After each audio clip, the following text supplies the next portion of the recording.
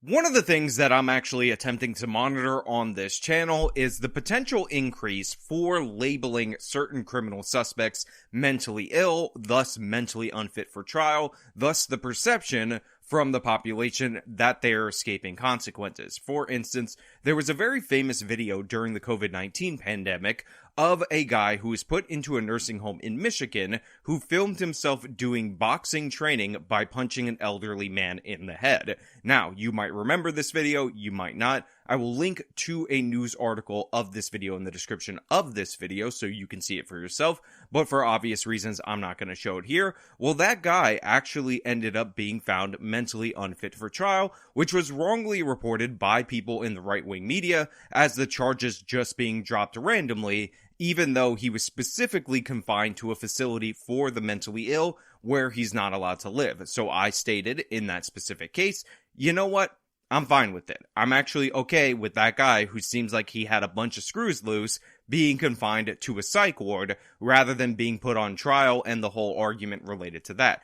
However, we're also seeing that even when certain people who are not mentally ill enough to be deemed unfit go to trial, a trend of woke juries, if you want to call them that, deciding not to convict on obvious charges. And a perfect example of this is the story we're going to talk about today, which is a San Bernardino sheriff's deputy who was attacked by a man. It's on video, and yet it appears that the jury just refused to convict. Now, there was actually some really good lawyering in this case with one particular charge, so I have to give credit where credit is due, but as I break down this case, what was charged and what was ultimately not convicted, you'll realize that there is definitely something suspicious going on with certain juries in the United States of America. But before we get into that, this video is sponsored, so let me toss it for the ad read, then I'm going to come back over here and you want to stay tuned for what's on the other side. Before going out and spending a ton of money on expensive anti-aging creams and or serums, what you should do is check out if collagen loss is your problem, because adding collagen to your diet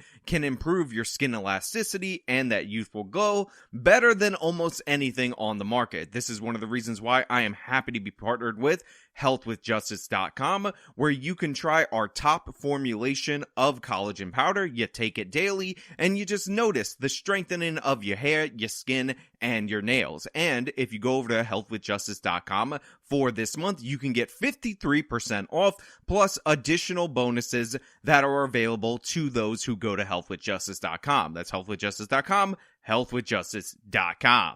It just feels a little sideways.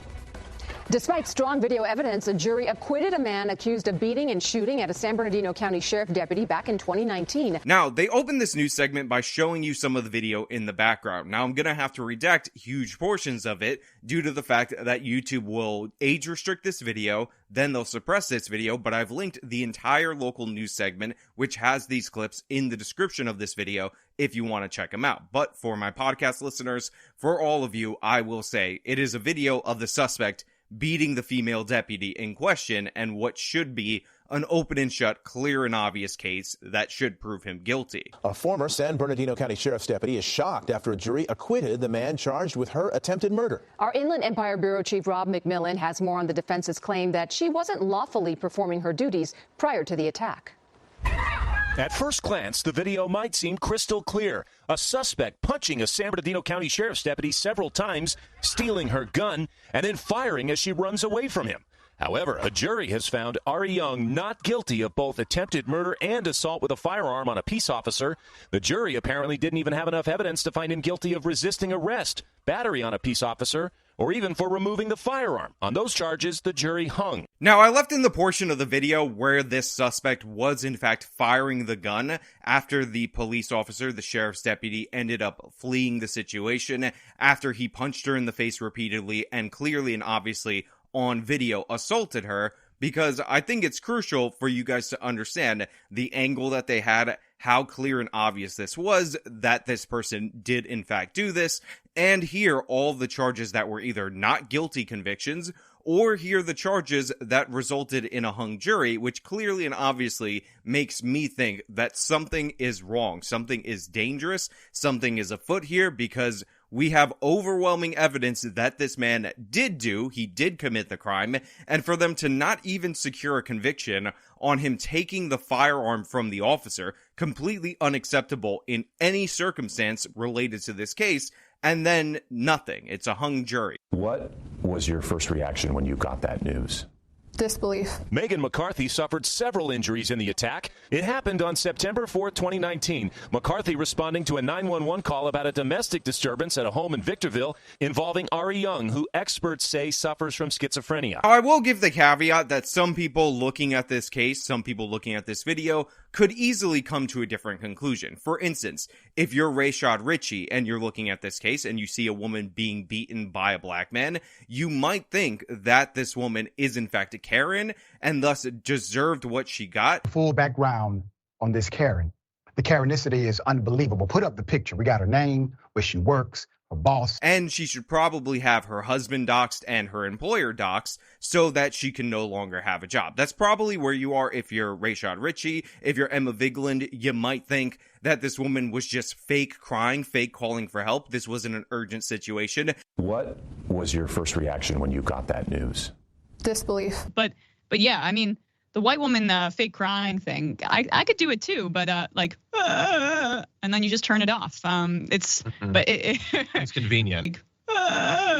Just because somebody who's mentally disturbed beats the living crap out of you, takes your gun from you, and then fires it at you as you flee from them, doesn't mean that you should try to get this person arrested. Obviously, that was a man in crisis. Obviously, that was a man who needed help. And obviously, the woman should have learned some de-escalation training. She should have de-escalated as the fist was flying to her face and just taken the beating, because that's what good, kind, honorable people do in our society. As I'm walking up to the front door of that house, I see the front door open, and out comes the male, the suspect, and he's followed by the woman, I'm assuming is the reporting party, and she has a knife in her hand. I walk around behind him and I put his hand to the small of his back, just tell him, relax, it's okay, what's going on, just to pat down his pockets for weapons, and that set him off and began the assault.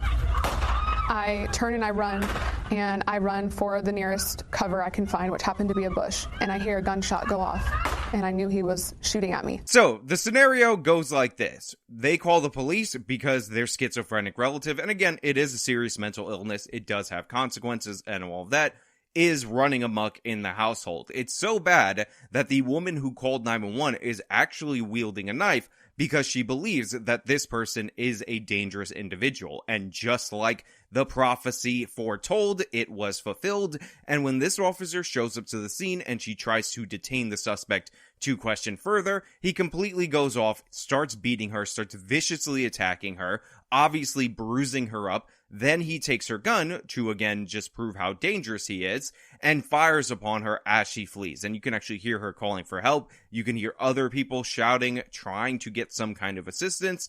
And it should be the most obvious case of somebody attacking a police officer. If you want to say, sure, fine, whatever, the guy was in a mental health crisis, then he should have been deemed unfit for trial and moved to a facility where he could be incarcerated for treatment. But that's not what happened. They said that this guy was sane enough for trial, and yet he was found not guilty. That's when other deputies respond, shoot the suspect, and take him into custody.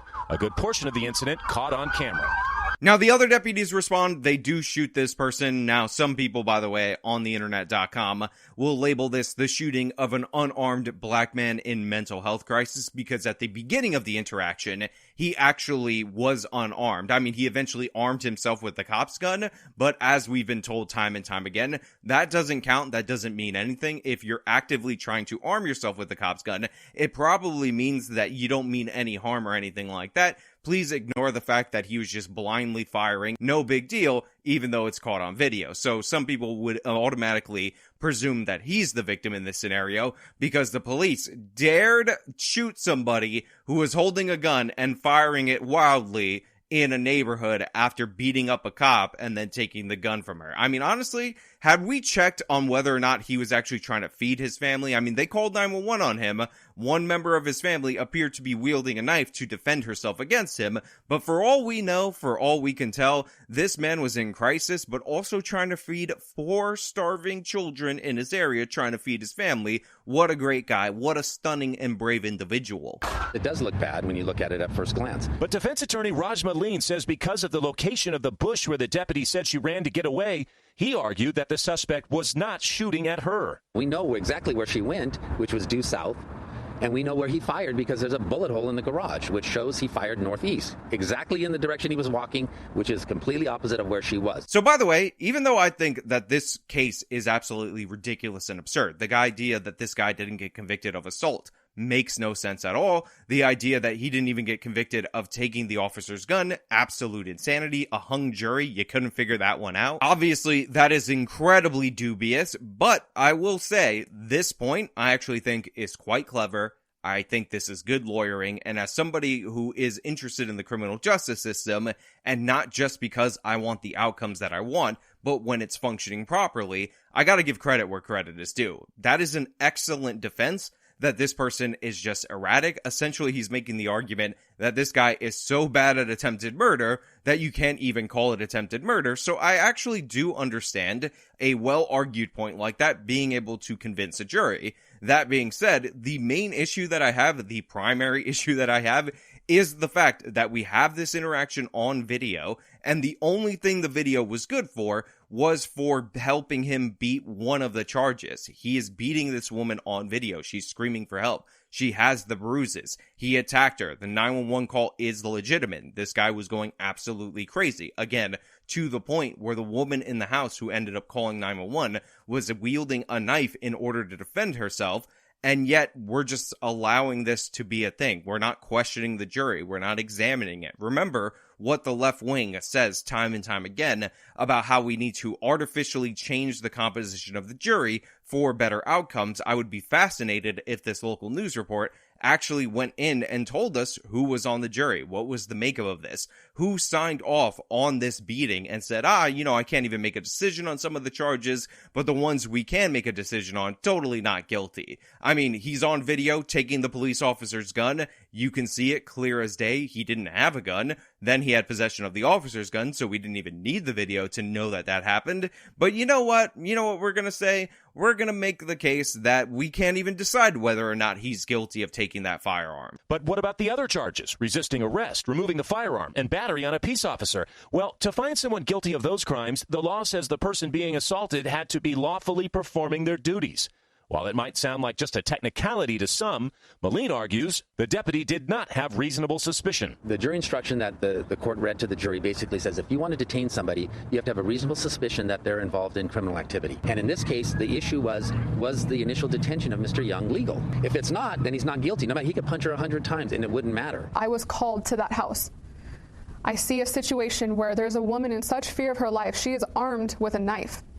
I have every right to believe that maybe he has a weapon. Now, to me, again, this could be down to clever lawyering, but honestly, I think we're in a situation where the jury is being absolutely absurd. She's called to the scenario. It's a domestic scenario. Obviously, there is reasonable suspicion, which is a way lower standard than probable cause, to detain and search this individual. And again, the violent assault on her as she's responding to a call should clearly and obviously be assault on a peace officer. On top of that, even if you're not going to go with the enhancement of assault on a police officer or a peace officer, you should probably, and call me crazy, charge him with assault. This idea, he could punch her 100 times, but if you could argue whether or not he should have been detained, even though, let's be clear about this, he definitely should have been detained, probably arrested for sure, probably should have been in a mental ward, obviously a dangerous individual. That's why 911 was called. Ari Young was found guilty of negligent discharge of a firearm, and because he'd already been behind bars long enough to serve that sentence, was set free. This idea that you can't detain somebody briefly as you search them on a domestic violence call is insane, or the idea that if you are being detained, the potential reasonable response is to beat the ever-loving crap out of a female officer, also just garbage logic. Now, he was in fact convicted, I think I said the opposite earlier, of a negligent discharge for a firearm. However, the sentence for that, because he was in jail awaiting trial, was nothing beyond what he served while in jail awaiting trial. As for McCarthy, she medically retired from the department last year. I can only do what I can do. I'm a human being. I tried to do my job to help this woman, and unfortunately, the suspect's actions dictated the rest, which we all saw. You know, while I am upset and it is tragic that this is a career-ending incident, and ironically, this female cop was beaten out of the force while trying to help a woman experiencing potential domestic violence dealing with an unstable, violent individual, I do think it might actually be for the best that she medically retired. San Bernadino's prosecutors obviously let this woman down. They obviously failed her. So get your medical pension, take their money, enjoy your life, and you don't really need to be a police officer in an area that doesn't have your back. As these stories progress, as these kind of things tend to happen time and time again, what we're seeing is a thinning out of the future recruitment classes of law enforcement. So we have less people applying, so we have lower quality people being selected because you have a much smaller pool, while at the same time, experienced officers who understand where this is going are retiring. They are leaving the force. People talk about how, oh, we didn't really defund the police. We pulled back funding for a while, but don't worry, we restored it later. But the thing is, when you did that, when you canceled recruiting classes, when officers retired, restoring the dollar amount back to where it was previously, even increasing it from where it was previously, does not undo the damage. You set the tone with these left-wing policies. You set the tone with cases like this, with arguments like this, which, aside from the attempted murder charge, which I actually think was incredibly clever, is nonsensical. Obviously, this was a lawful detainment. Obviously, there was reasonable suspicion. Obviously, viciously attacking a woman and taking her firearm on video should lead to a conviction for that assault and for that taking of the firearm, because again, it's on video.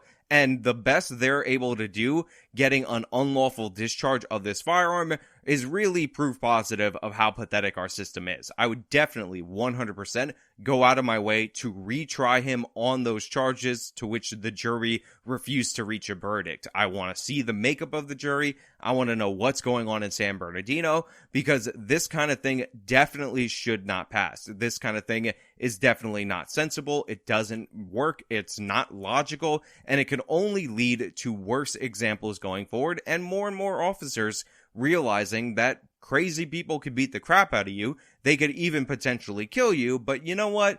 They might decide that video evidence ain't good enough in the current political climate, and blah, blah, blah. Don't worry, we got a stupid jury that will buy into anything, or maybe they're just pro-criminal. Maybe they just hate them Karens as they've been propagandized against white women over the years. Who knows? It doesn't matter. We're all good with it. We're supposed to accept it, but I refuse. This is an obvious case. And again, with the exception of the attempted murder charge, which I think was actually argued insanely cleverly, which is ironic because the suspect in this case is in fact insane, there's no basis for not returning convictions on some of these counts, on most of these counts, on nearly all of these counts. But you know what? Those are just my thoughts. If you have disagreements, let me know your wrong opinion down in the comments below. If you liked the video, show them by leaving a like, subscribe for more content, follow me on all my social media, support me via the support links in the description of this video. This has been me talking about the insanity in our criminal justice system going forward. Till next time.